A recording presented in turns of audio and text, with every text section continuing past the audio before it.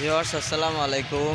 অনেক দিন পর চলে আসলাম আমাদের দর্শনা থানাতে দৃশ্যমান মির্জা সুলতান রাজার আমলে নির্মিত একটি ব্রিজ দেখতে। চলুন দেখি কত সুন্দর এই ব্রিজের দৃশ্যটা। এটা দর্শনার মাথাভাঙা নদীর উপরে অবস্থিত।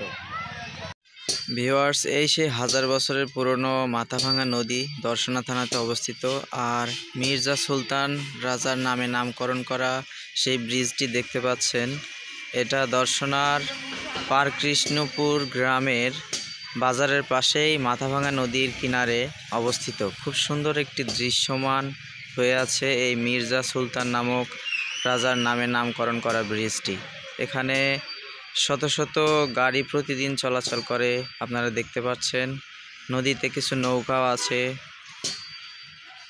আর সব কিছু মিলিয়ে সুন্দর একটি দৃশ্য উপভোগ করতে পারবেন আমাদের দর্শনা থানাতে আসলে। ঘোরার মতো একটা জায়গা।